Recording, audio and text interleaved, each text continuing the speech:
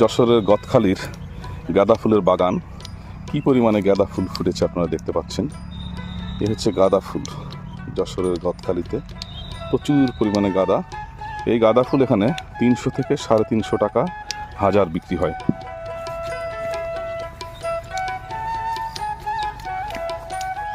আচ্ছা, এই ফুলগুলো আপনি ছিঁড়ে ফেলছেন কেন?